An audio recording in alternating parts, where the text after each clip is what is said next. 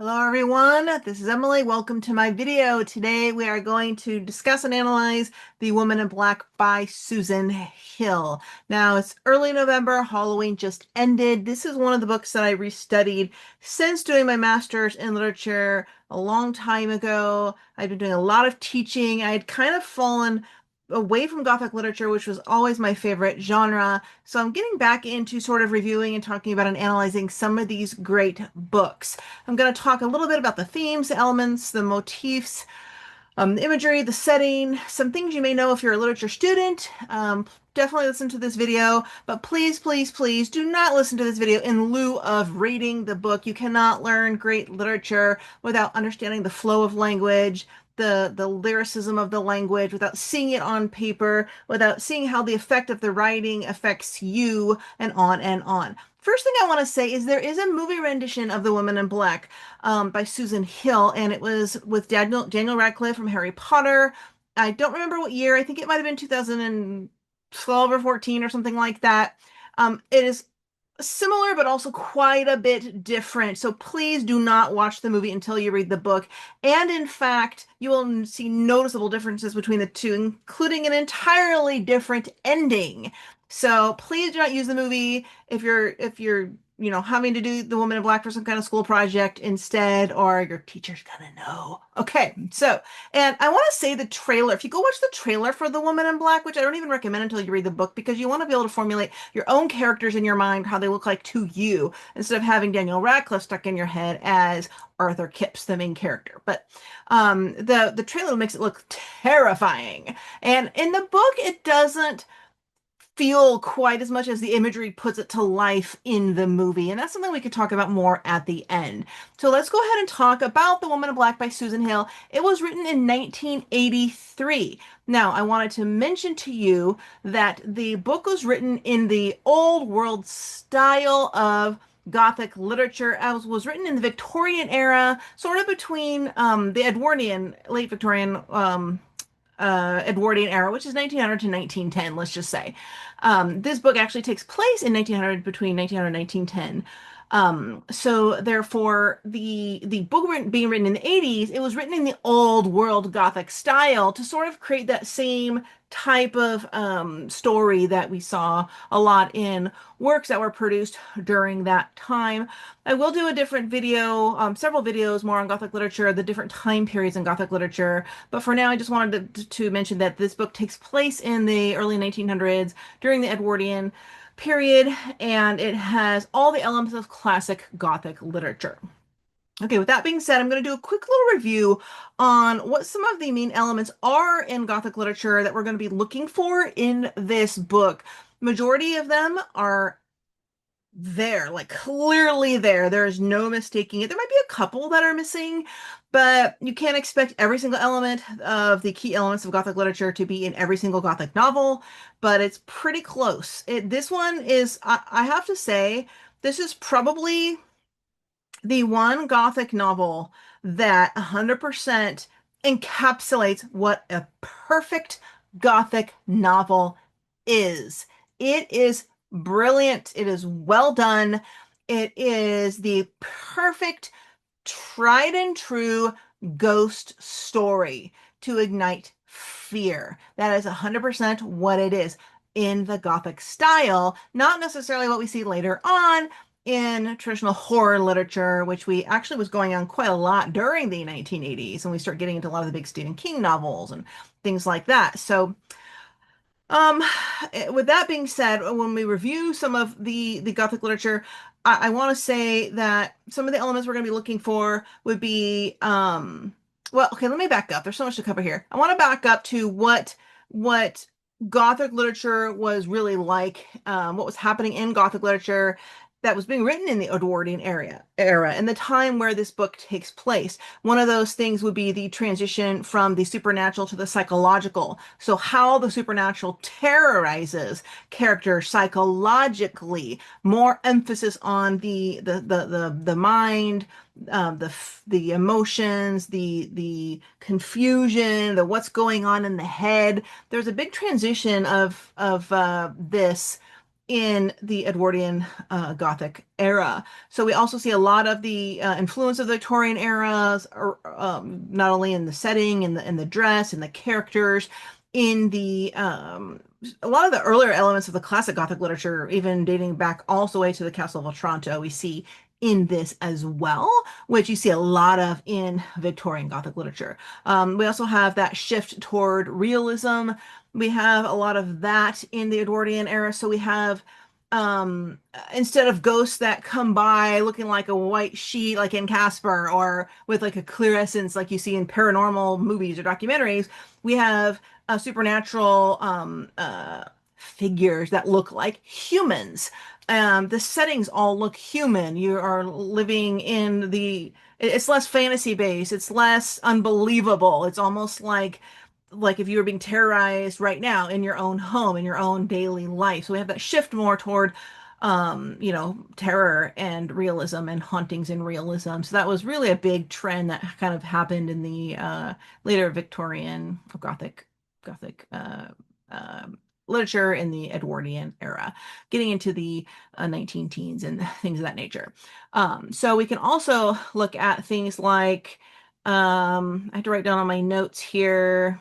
So we have, I'm going to go down to my Gothic, well, the Gothic elements we're going to talk about, standard things we're going to see in Gothic literature. It's almost always about atmosphere, how the atmosphere is made up of setting, the mood, the tone, the sounds, things like that. So most Gothic literature, we have a damsel in distress. In this book, Woman in Black, this is the one we don't really see as much. We don't see a damsel in distress. We do have a ghost, quote, realistic essence of a ghost of a woman who was haunted and grieving and miserable, and so I guess she's in distress, but there's no one coming to save her. It's not the traditional damsel in distress where someone needs to save her. So we have that. We have supernatural elements, obviously, done through sound, spooky doors closing and ghosts and things disappearing and weird noises and very, very standard haunting things happening. If you've read ever The Haunting of Hill House, which is also made into a miniseries.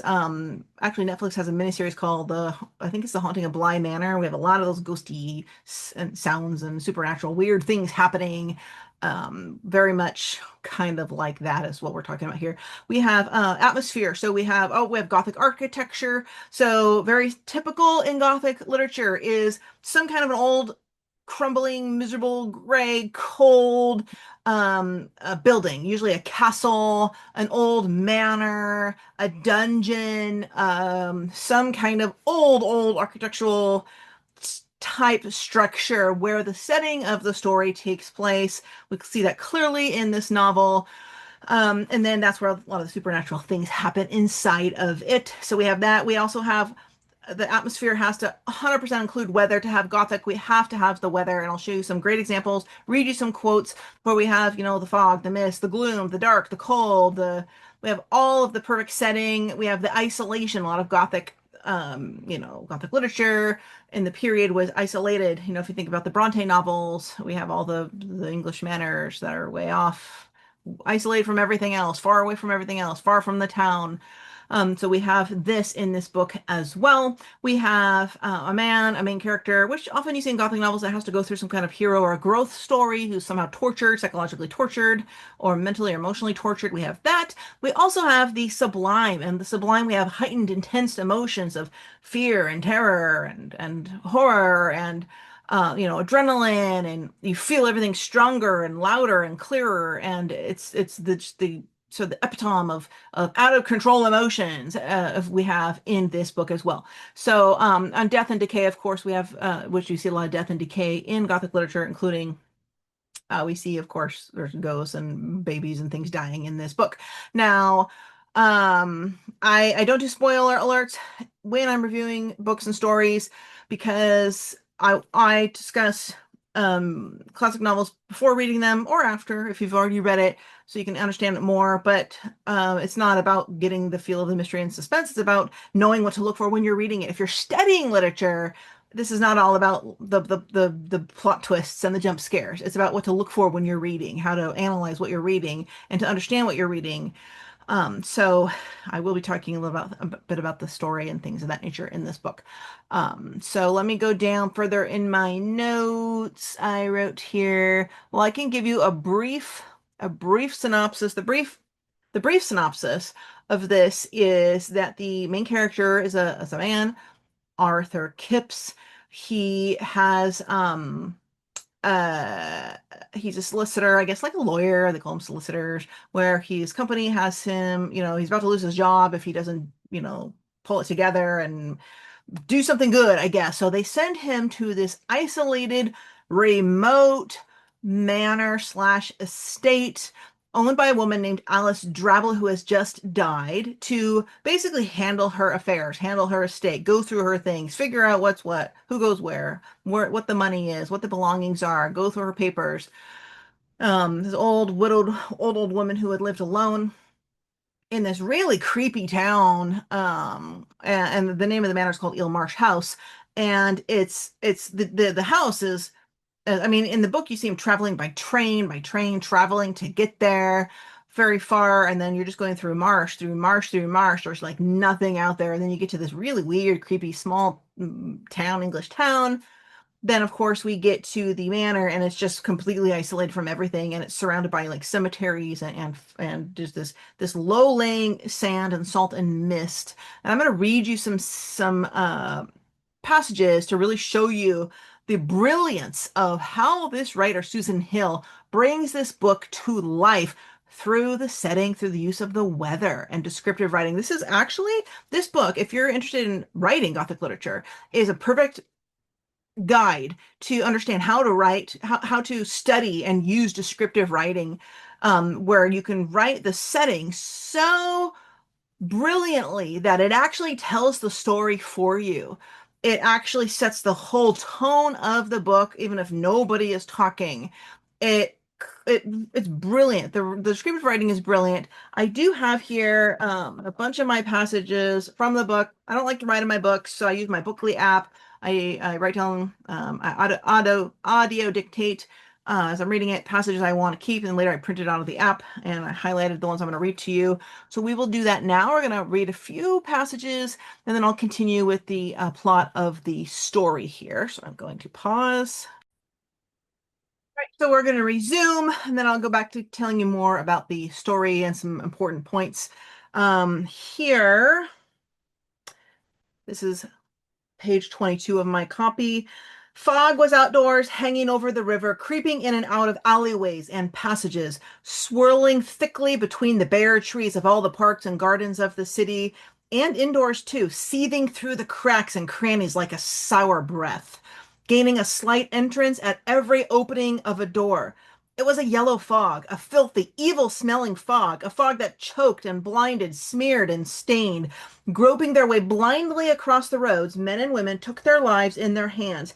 Stumbling along the pavements, they clutched at railings and at one another for guidance. Sounds were dead and shapes blurred. It was a fog that had come 3 days before and did not seem inclined to ever go away.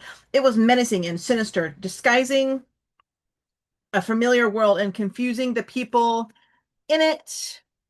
They were confused by having their eyes covered and being turned out in a game of blind man's bluff. So you see, this is an early description of the atmosphere getting into the town and the general environments of Eel Marsh House. And already we just get this sense. There's a big hint in this passage I want you to note. The big hint here, when we're going to talk about the purpose of the fog in the book, the big hint was and related to it was menacing and sinister, confusing people. So remember that I said that, and we'll get back to that. Um, Here's a little more use of the weather. We have, tonight I smelled it once and with a lightning heart that there had been a change in the weather. All the previous week we had had no rain, chilling rain, and a mist that lay low about the house and over the countryside. From the windows, the view stretched no farther than a yard or two down the garden. It was wretched weather, never seeming to come fully light and raw too. There has been no pleasure in walking. The visibility was so poor for any shooting, and the dogs were permanently morose and muddy. Inside the house, the lamps were lit throughout the days, and the walls, the ladder, the outhouse, and the cellar used damp, were damp and smelled sour.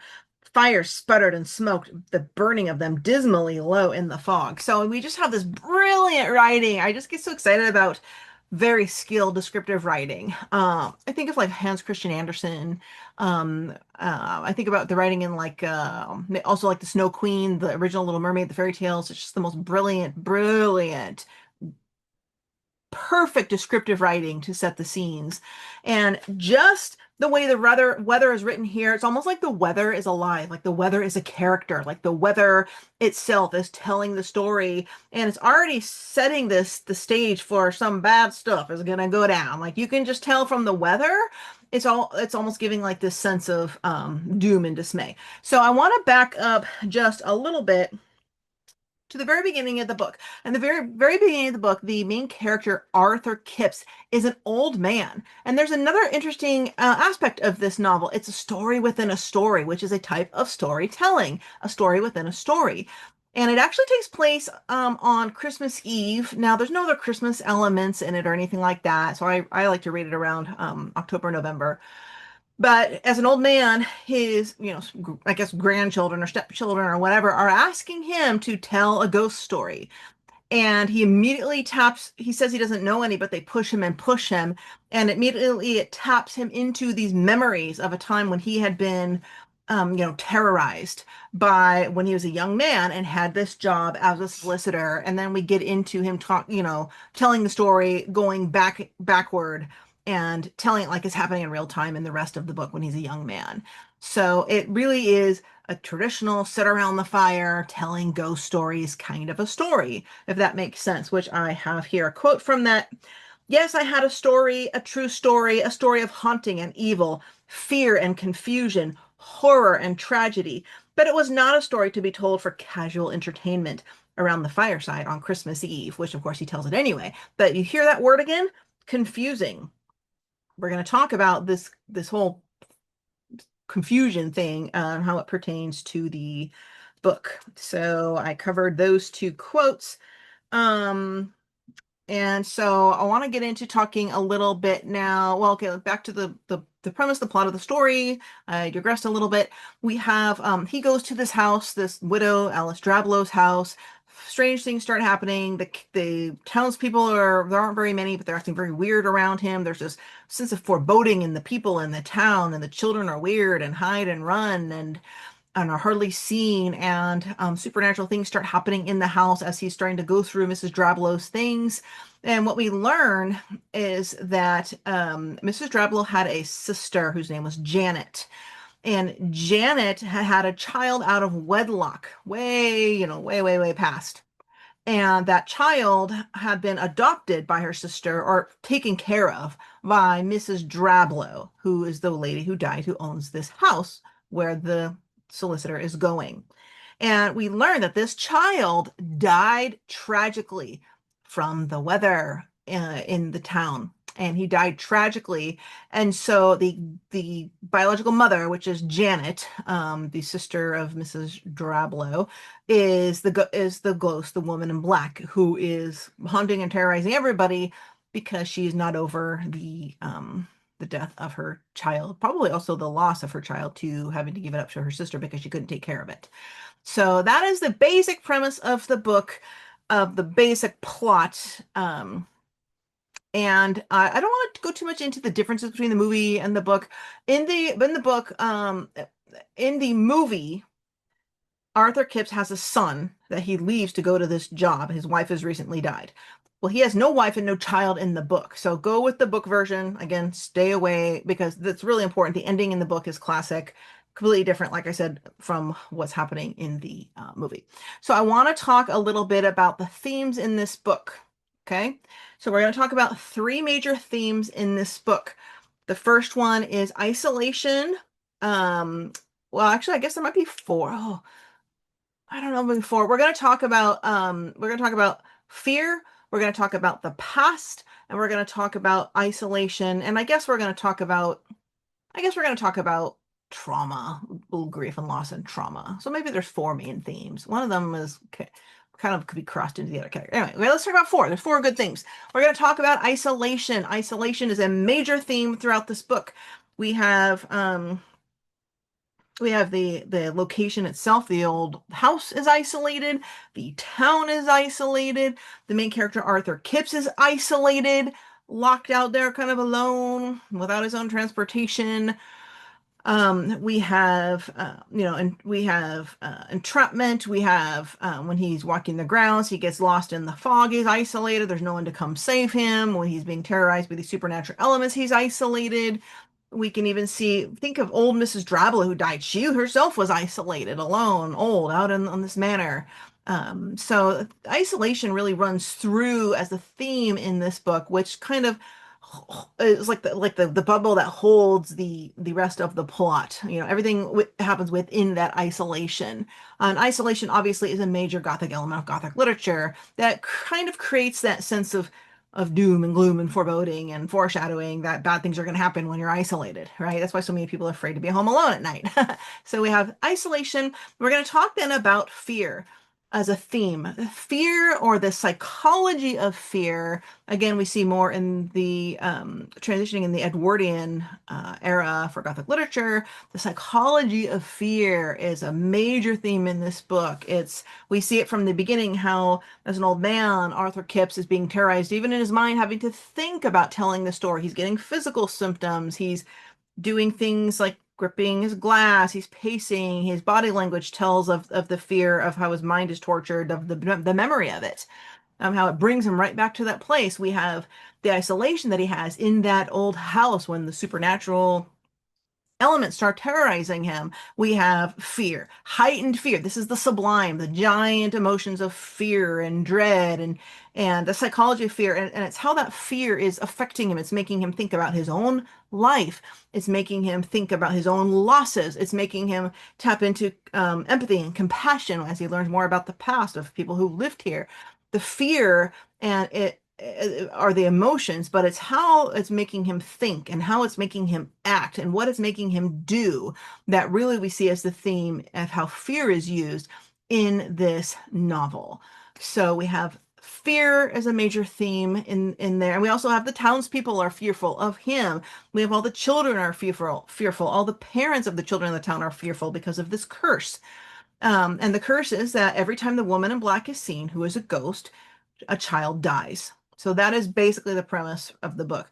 So when Arthur Kipps arrives in this town, there's the funeral of old Mrs. Drablow. He sees this woman, and we have more example of this brilliant descriptive writing and how this character is portrayed to visually look that something's not right about her. She doesn't look like a traditional ghost. That's where this realism comes in. It's not like a floaty ghost. She looks like a person, but like a not normal person. And I'm going to read a little bit about her description in a passage here, which I printed. Mrs. Drablow.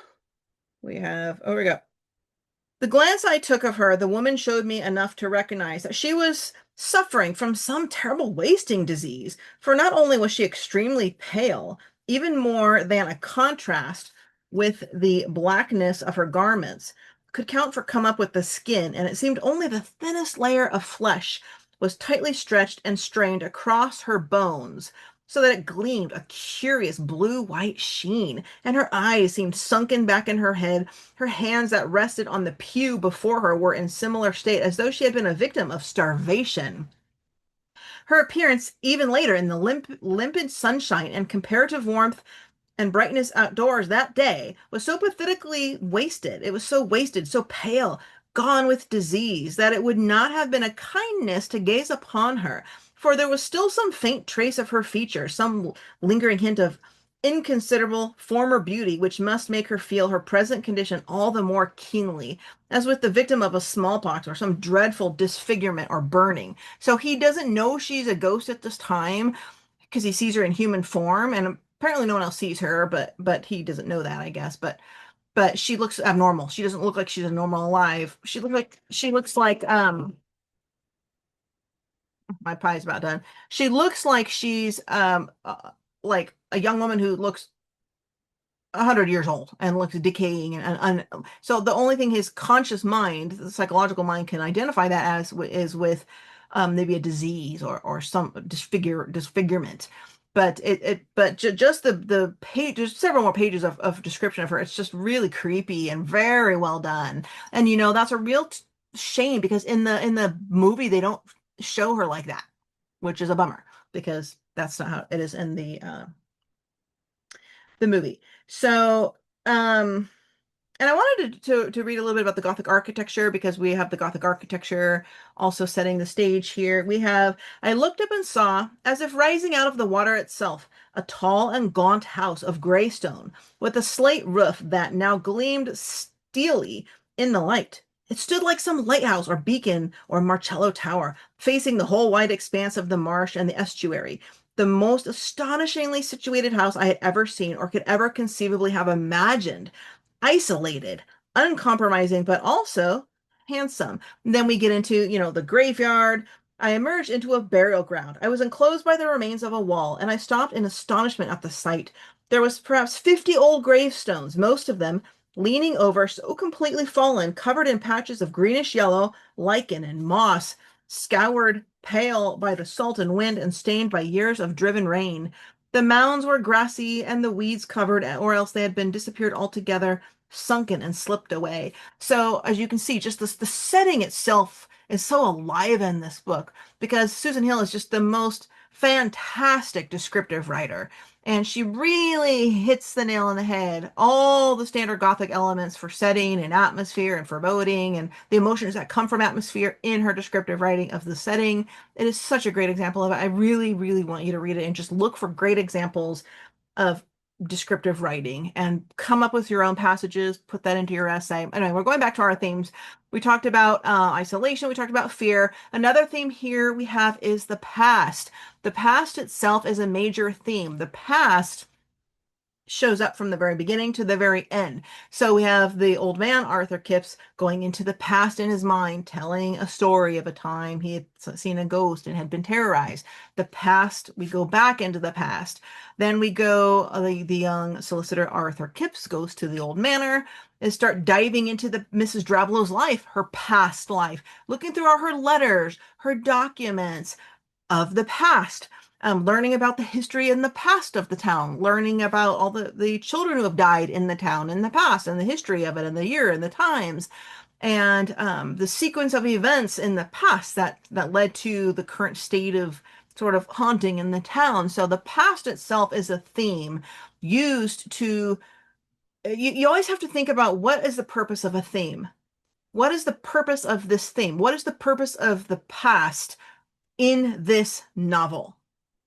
So the purpose of the past is partly to create a sense of mystery, a sense of the unknown, to make the reader feel the same confusion that the Arthur Kipps, the character, is feeling. It is to build a timeline of events of tragedy, and it is really to hit home on the final theme we're going to talk about, which is trauma, loss and grief and trauma.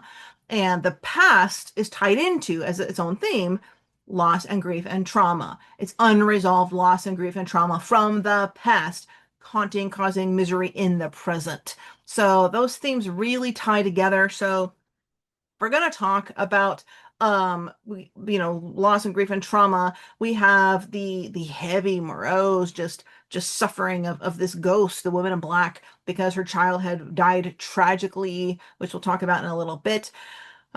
We have, it's just, she's out for revenge. She's out for making others feel the same pain she felt because it was never resolved.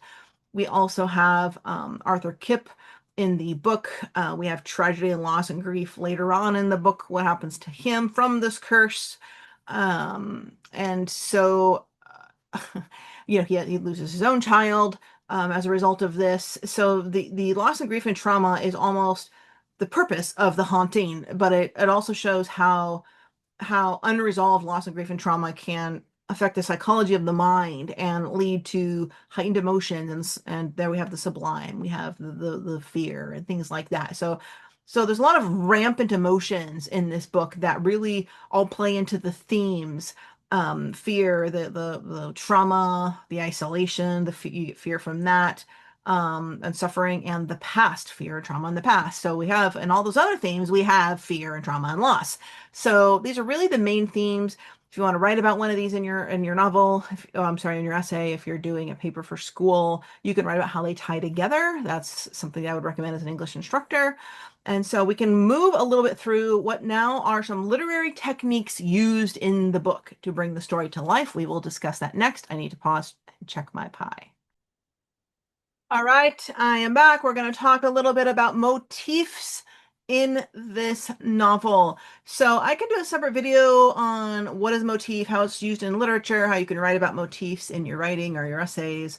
But for now, we're going to cover motifs in this book. So a motif, just a reminder, the most basic level is a reoccurring element that you see throughout a story. So it can be a symbol, it can be a theme, it can be an item. It can be a repetitive action, something that is reoccurring, but it has deep, significant meaning to the story. And the use of that motif helps to tell the story. So we're going to talk a little bit about these motifs. I want to talk about the big one is the weather. The weather is definitely a motif in The Woman in Black. The weather, the also being used to set the Gothic tone for atmosphere and setting. The weather is sort of a reoccurring symbol of the weather itself is used like it's alive, right? I mean, from the very beginning, we have weather, cold, snowy, Christmas night, telling the story, all the way to the Gothic weather, the mist, the fog, the doom, the gloom, the rain, the shadows, the clouds, all the way through the whole story. Even when we have a few scenes where the sun breaks through and it's beautiful and sunny, and the characters are feeling happier and lighter and things are going well. So the weather itself has helped telling the story of the emotional state of the characters. So, but the weather itself as a motif is there from the beginning and the end, particularly the use of the mist and the fog. The fog represents confusion. I talked earlier, and those quotes I was giving you here, the word confusion is used in many different quotes. The character was confused. We have scenes in the book where Arthur Kipps is walking the grounds. He gets lost in the fog. He's confused which way to go back. He's confused about the noises he's hearing, what they could mean, trying to apply meaning to them. He's confused about the supernatural elements, stories from the townspeople, what's real, what's not, who to believe. He is confused about even his own life, where to go from here, unhappy about to lose his job. He's the fog is sort of as a motif for confusion that just weighs down on this entire story. The unexplained, that uncanny, the lack of what is known and unknown, and that presents itself through the creation of mystery. So we have a little bit of that suspense, a little bit of that mystery of wanting to understand what all these things mean as we're reading the story. So the fog is very much almost alive, which we'll talk about a little bit, but it's definitely a motif we see throughout, and it has deep, deep meaning. You could write an entire essay on the use of fog and mist as a motif in this novel. Also, a few of the other big ones that are the most relevant, the pony and the trap. So the pony and the trap, this is a horse-drawn carriage representing the physical and emotional transition between the worlds of the living and the dead. And we have several, I mean, it's really portrayed. If you just watch the trailer for The Woman in Black, this movie with Daniel Radcliffe, terrifying as it looks, you'll see a foggy marsh with a road going right through the water with this isolated pony and carriage going through it. It is extremely important. The boy the son of Janet, who had to give up her child to her sister, Mrs. Drablow, who died tragically, died in the the smut.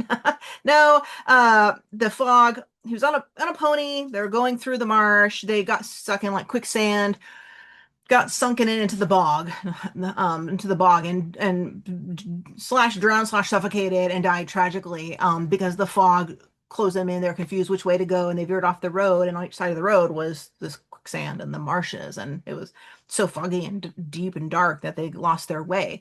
So the pony and the trap are symbolic of death and the living and the dead. And the character Arthur Kipps hears the sound often, even when there's nothing there, of the pony. Um, and the trap. And the pony and the trap leads really to really a link to the past. And again, we talked about the past or the long past as a theme in the book, which we'll talk about as a motif as well. But it really is a link to it because every time the sound comes up of the pony and the trap or the mention of the pony and the trap, it brings up stories from the past that are affecting the present. Also, it kind of represents a mystery and induces fear of getting on it, fear of riding on it, fear of hearing people on it, that maybe they're going to crash and sink in the quicksand. And we can hear it through the fog in the environs when they're walking around, the characters, but they can't see it. So it gives sort of a supernatural air to it, I guess you could say. So the pony and the trap are definite motifs you see throughout. There is much more meaning behind them than that. You can interpret your own. You can write about that as well. Another really important motif we have again with the weather, the fog. We have the pony and the trap. We have the woman in black herself is a motif because she is seen in the book from the very beginning when he arrives to the town and to Eelmarsh House. He starts seeing her here, seeing her there, seeing her at the graveyard, seeing her at a funeral. Just she starts appearing and she is a radiating symbol. So if you want to talk about symbolism, the woman in black is a symbol, but she's also used as a motif, a reoccurring element to create heightened emotions of doom and gloom. And and to tell the story of unresolved grief and revenge due to that grief and the inability to move on. So like almost that's what killed her. So she herself is a motif of the trauma and grief theme. We discussed how trauma, loss, and grief is a theme throughout the story. Well, that theme is brought to life through the motif of the woman in black is the best way to look at that. We also have, again, the remote past. The remote past is a theme throughout the book, but it's also used as a motif to symbolize bigger, issues in this story. It basically represents the life unfinished. So the remote past is a life unfinished for Arthur Kipps, the life, which we'll see at the end of the book, life unfinished for Janet, even for Mrs. Drablow, for some of the parents of the children who died. Every time the woman in black appears, a child dies. So it's really the life unfinished, regret. It brings to life some of those other themes that we were talking about. Arthur Kipps discovers letters and notes in Mrs. Drablow's desk, which talk about grief and loss and regrets and things that were left unanswered and an incomplete life, which is kind of like the plague of the human condition is we're all going to get to the end and have unresolved things, issues, things we didn't get to do, things we wanted to do, regrets we have, guilt we have, shame we have. It's kind of uh, symbolic for the plague of the human existence. I guess that just kind of came from me, but when you really think about it, I like to think that's how it portrays itself. I want to get into what I was going to talk about before, which are literary techniques used. Literary techniques used, and these are important. These are something you want to write about. Literary techniques are the manner of how the writing is done. The narration, the dialogue, the play and play of words to bring a story to life and have it come together in this alternate world that you want to keep reading about. There's a bazillion different literary techniques. I'm going to talk about the few obvious ones. The biggest one is imagery. Imagery is a technique because it involves the five senses. If it's written really well, as it is in this book, you have sounds, you have sight, you have things you can smell, you have things you can taste. There's a lot of drinking going on. You have things you're touching, old paper and crinkly old letters and old wooden chipped rocking chairs and things like that. Rocking chair also can actually be another potential symbol. We hear the rocking chair go back and forth and back and forth, and no one's ever in it. Typical kind of horror genre stuff. But so we have definitely imagery is extremely important to create this Gothic world in this story. Next, we also have personification. Personification is a skill that you don't see a lot in, maybe you see that in some fantasy writers and modern day writers, but it was really well done, meticulously used as a literary craft in, the 1800s and 1900s, and in those great classic works. Personification meaning human-like or alive characters put onto non-alive things. So the woman in black, she's dead, she's spiritual, but she seems human form when he sees her, despite something a little creepy about her. The rocking chair moving by itself like it's alive, or like it's being moved, or it's just moving on its own, like it has its own energy or ability to move, but it's an inanimate object. The fog itself, personification, the fog itself almost is alive, like it will come in and eat you and consume you and make you disappear into the fog, um, and it will just make you disappear to Never Never Land, and something you dread, and it can bring you into confusion and not be able to help you differentiate between the living, the dead, and the your location, and just take away all of your bearings, like walking around with a blindfold. And so the fog itself is used as a literary technique, and we also have foreboding and atmospheric dread. So how do we get atmospheric dread as a literary technique? Through setting description, through imagery. So the fog creates the atmospheric dread. The creepy sounds create the atmospheric dread. The mystery, the suspense create atmospheric dread. The weird things happening around the manor, the setting itself, almost every element used in Gothic literature creates atmospheric dread. That is the key literary technique throughout this story that not makes it Gothic, almost on the verge of horror. And we also have foreboding. So we have a huge sense of foreboding. I have a quote here that shows that nicely. Um, this is from the mind of Arthur Kipps. Perhaps I recall those sensations the most vividly because of the contrast that presented with what was to come after. Had I known that my untroubled night of good sleep was to be the last, such that I was to enjoy, for many a terrifying, racked, and weary nights to come, perhaps I should not have jumped out of bed with such alacrity, eager to be down and have breakfast, and then to get on with my day. So right there we have, well, it's also foreshadowing, right? So I guess the literary technique might be more, foreshadowing is creating a sense of foreboding. So foreshadowing itself, like little hints of bad things to come, that like if it were a movie, the jump scares are going to happen in these spots because of the build up and just what's happening around you. So we have foreshadowing that is creating a sense of foreboding and doom and gloom and dread, and like you just don't want to be there. You want to get the hell out of Dodge. Like, I don't, this is not a place I want to be. Like that kind of a sense is a literary technique to heighten the emotions, to create the sense of the sublime, which is what we see in Gothic literature. So those are the main literary techniques that I see. I do want to point out that about the last one-fourth of the book, maybe a little less than one-fourth, we have a lot of page after page of narration only from the observation of the main character Arthur Kipps when he's alone in the house, where we get that isolation, the fear, and the dread. There's no dialogue, there's no other characters coming in. Now in the movie, it keeps you engaged because you have, you're seeing creepy things and movements and hearing things, and he's going around the house and jump scares and all these things, but there's no talking. But in the book, it's just page after page of what he's thinking. That's where we get the psychology of fear that comes in. What he's thinking from the weird things he can't explain, what he's seeing, and thinking about when he's investigating around the house. I mean, we have a lot of pages of just no dialogue, just pure observational narrative. So it can get a little slow in those parts. If you skim a page or two, I get that tendency as well because it was just going on for quite a long time. But it's still really good, a really good example of how you can put the psychology of fear into narration to create this forbidden, um, supernatural stuff that like human beings just couldn't ever acknowledge were real and true and couldn't be explained, leading to that confusion.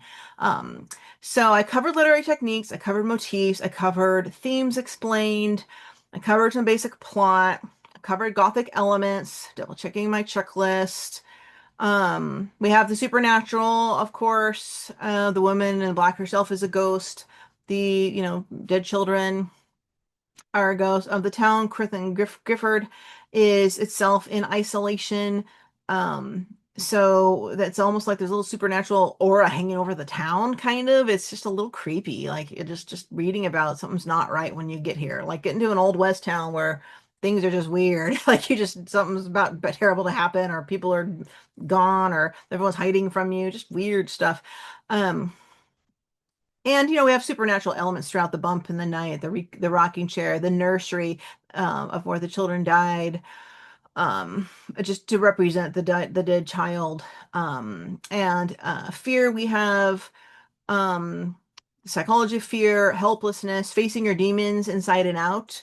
Is really a premise in this book. The use of fear to create the um, uh, more put more emphasis onto the setting itself and vice versa, using the setting to create the fear, how they play on each other.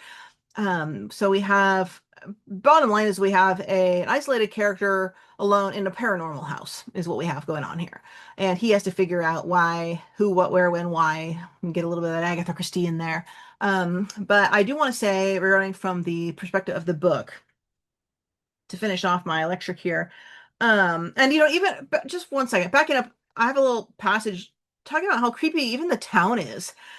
Pools of sulphurous yellow light, as from random corners of some circle of the inferno, flared from shops in the upper windows of houses, and from the basements. They rose like flares from the pit below, and there were red-hot pools of light from the chestnut cellars on street corners. Here a great boiling cauldron.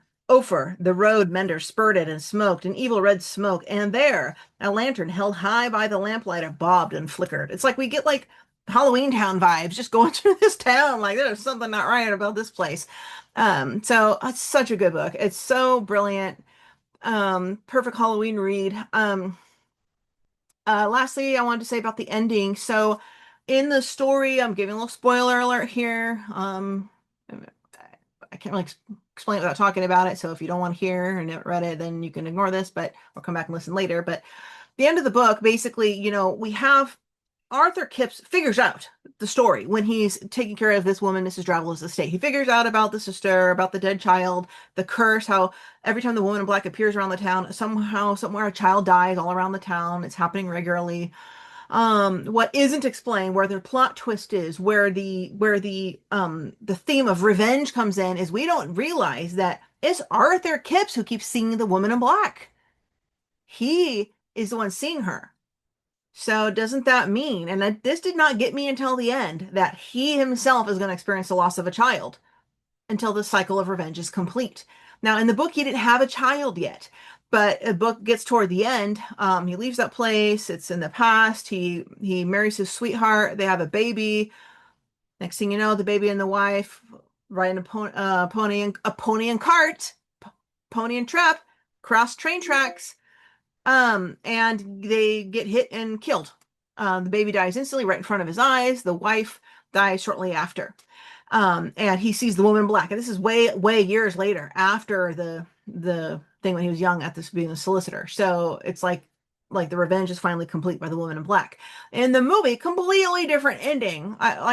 So not even close. And if you're gonna watch the movie, I don't want to tell you because we're only talking about the book here, but it's just totally different. Um, so I do believe the movie makes it seem more terrible than the book reads. They put it into a real horror movie type context. The book, which is what we're really studying here as literature, is truly more Gothic than horror. And there's a difference between Gothic and horror. There's a difference between terror and horror, which I can do a video about. If anybody would like to see that, let me know and explain the difference. So please let me know what you think of this video. If there's any other books you'd like to see analyzed, if this was useful to you in any way, and I'm trying to do more and more of these videos and stick more with the classics in my teaching and not so much reviewing mainstream fiction that I read for fun. So thank you so much, everybody, for watching. I hope you learned something, and I will see you in another video. Please like and subscribe, and feel free to comment.